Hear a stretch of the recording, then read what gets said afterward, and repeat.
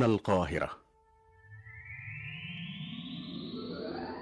israelisch-palästinensischen Konflikt und über die Lage im Irak miteinander gesprochen. De façon à non pas créer une sorte de légitimité.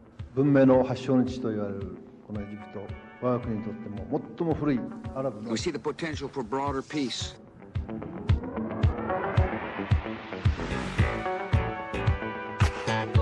نطالع، نحاور، نقترب لنعرف كيف يفكر العالم. إعداد وتقديم نوها الرميسي.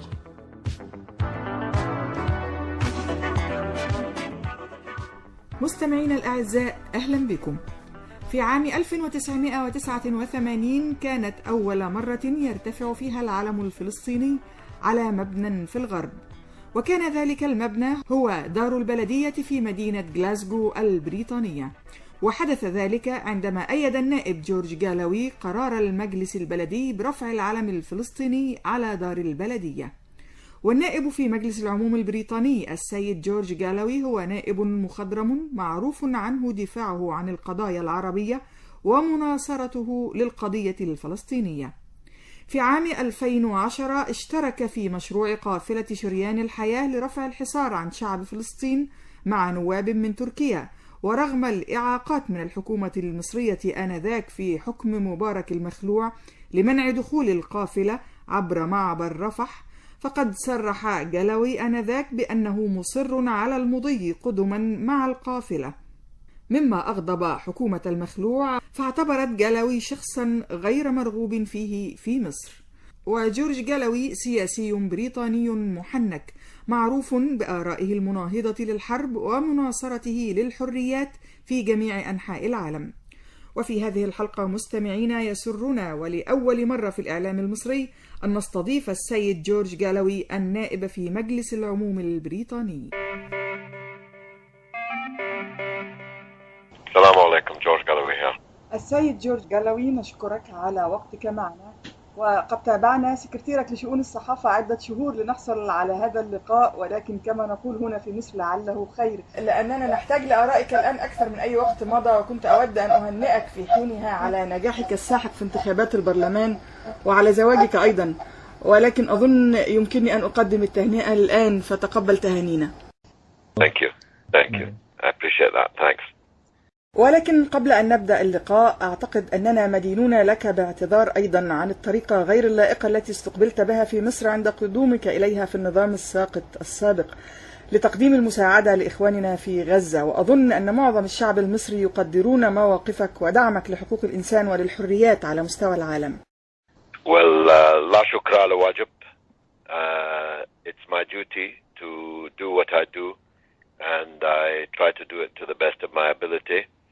But I'm grateful for your acknowledgement of the siege-breaking efforts that we have been making over these last 5 years of siege on Gaza. We've had 5 successful convoys, and we have another one planned for just after the Eid. And I'm hoping that the Egyptian response will be different to the response that we became used to during the Mubarak dictatorship. Of course, I know very well, indeed I knew on the day in the airport when I was being deported, I could feel from the people, even though there were many mukhabarat around. لا شكر على واجب، فهو واجبي الذي أقوم به وأحاول أن أبذل قصارى جهدي فيه. وأنا ممتن لأنك أشرت إلى محاولتي لرفع الحصار عن غزة، وهو الأمر الذي ساهمت فيه ل5 سنوات. لقد عبرنا إلى غزة ب5 قوافل، ولدينا قافلة أخرى بعد العيد. وآمل أن يكون رد فعل مصر مختلفا هذه المرة عما اعتدنا عليه أثناء حكم الدكتاتور مبارك. ولكن من المؤكد أنني أعلم وكنت أعلم يوم ترحيلي أن هذه المعاملة من قبل النظام وليس الشعب. بل إنني قلت لعدد من رجال المخابرات الذين كانوا حولي 40 منهم تقريبا قلت لأحدهم عند باب الطائرة عندما قال لي إنني شخص غير مرغوب فيه في مصر، قلت له بكل هدوء هذه الرسالة التي أذكرها باللفظ. سيأتي اليوم وسيأتي قريبا، لكنني لم أكن أتوقع أنه سيكون بهذا القرب عندما يصبح مبارك شخصا غير مرغوب فيه، وعندئذ سأكون أنا الشخص الذي يرحب به الشعب المصري العظيم، وأنه سيأتي يوم عليه يندم فيه على أداء هذا الدور القذر لهذا النظام القذر. وأنا دائما أتساءل ماذا سيقول هذا الرجل إذا ما تقابلنا. لذلك فأنا أقول لك لا داعي لأي اعتذار من قبل الشعب العظيم، وإنه لمن الشرف أن كنت معكم ذلك الوقت، والآن وإلى الأبد إن شاء الله. Now and always إن شاء الله. ولذلك إن شاء الله يعني نود أن ندعوك لزيارة مصر. أنا على يقين أن رئيسنا الجديد الدكتور مرسي سوف يستقبلك الاستقبال اللائق إن شاء الله. السيد جورج جالواى، إذا تحدثنا عن الأوضاع في مصر أود أن نبدأ بنظرة عامة منك على آخر الأحداث في مصر. Well, of course, a revolution is a process and not an event. And so the Egyptian revolution is still in train. And there will be days when we take 2 steps forward and 1 step back, and days when we take 1 step forward and 2 steps back. And there will be no way of predicting which days we go forward and which days we are forced to go back. But the process as a phenomenon, I think, cannot be reversed. Nothing will ever be the same again in Egypt. I don't believe that another dictatorship like the one that we have just celebrated the overthrow of will ever again take root in Egypt. Of course, the challenges for the Egyptian revolution are great. The election result showed that there are still many in Egypt who have not been won to the side of revolutionary change. The comparative closeness of the vote, if accurate, indicates that not everybody is with the revolution. Not everybody wants to take the revolution as far as we would like them to want. And so we have to face this next stage with a certain humility. It is a characteristic of people on the left and a characteristic of revolutionaries in general to declare that they speak for the people. But of course, the people are merely the aggregate of all the people amongst that people. So we have to calibrate the relative strength and power of the different forces, social forces, political forces in the country carefully and realistically. We have to follow Antonio Gramsci's dictum of optimism of the will coupled with pessimism of the intellect. That's the first point.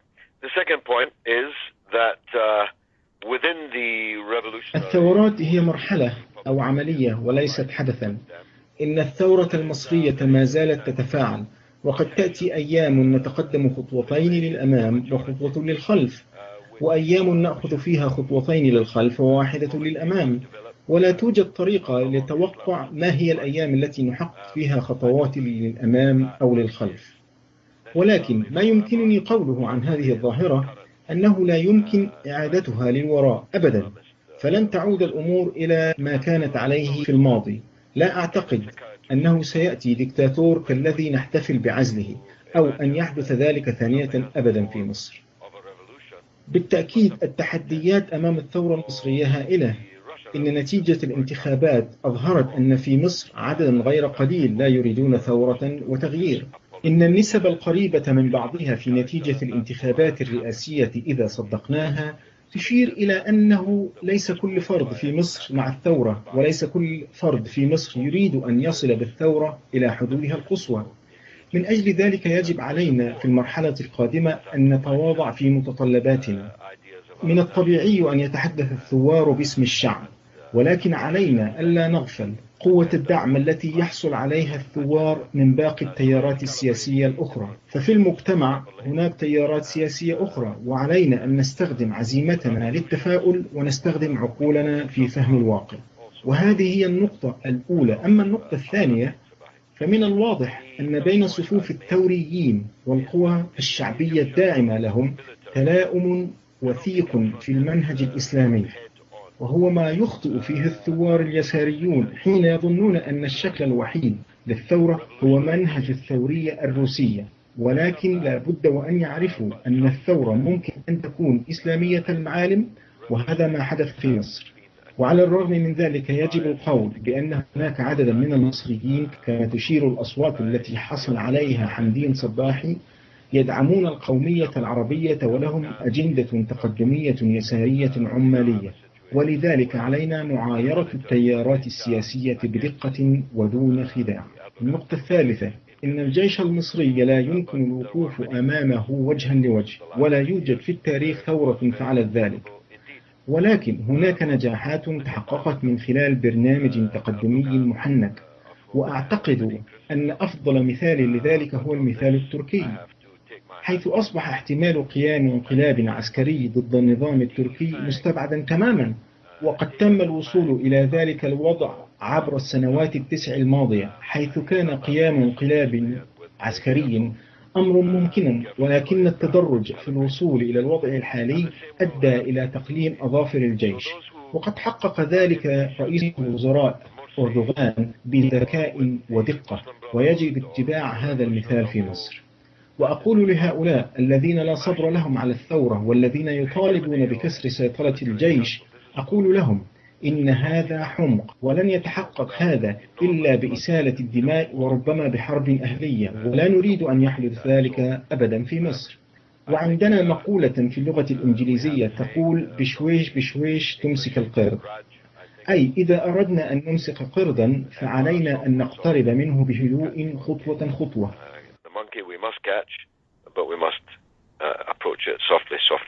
ولكن سيد جالواي، المشكلة الآن أو التحدي ليس بين المجلس العسكري ومؤسسة الرئاسة، وإنما هو التحدي بين فلول النظام السابق أو بقايا النظام السابق وبين أنصار الثورة. Well, this is a very important and early test of the new democratic settlement in the country.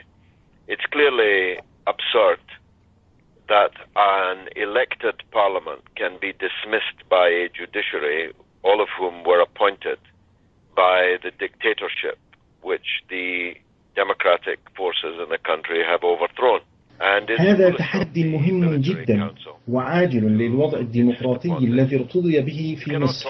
إنه في منتهى السخف أن يصرف القانونيون من اختارهم الشعب علما بأن كل هؤلاء القانونيين كانوا قد عينوا من قبل الدكتاتور مبارك، والذي أطاحت به القوى الديمقراطية في البلاد. وأعتقد أنه من الخطأ أن يصر المجلس العسكري على هذا، فلا يمكنك أن تتحدثي عن قداسة القانون والقانونيين وهم محصلة ونتيجة للنظام الفاسد السابق. هذا حمق واضح، وأنا أنصح المجلس العسكري أن يغير وجهة نظره ويتفهم الأمر. لقد أظهر الرئيس الدكتور مرسي أنه رجل حاسم، إنه رجل شجاع عندما أمر مجلس الشعب بالانعقاد، وعلى المجلس أن يمارس أعماله حتى موعد الانتخابات والتي ستتم في موعد قريب بعد الاتفاق على الدستور، لأنه لا يمكن أن تحكم دولة بشخص واحد فقط بينما الجيش يقف فوق رأسه، وليس هناك قوة تعويضية برلمانية أو تشريعية يمكن لها أن تتصرف وكأنها طرف في المعادلة. بناء على ذلك أنا أدعم وبكل قوة قرار الرئيس الدكتور مرسي بانعقاد المجلس، وأتمنى النجاح والتوفيق لكل زملائي في مجلس الشعب المصري. سيد جالواي، إذن كيف استقبل الغرب على المستويين الرسمي والشعبي فوز الدكتور مرسي، وهو في نظر الكثيرين يمثل التيار الإسلامي، رغم أنه أعلن مرارا أنه رئيس لكل المصريين؟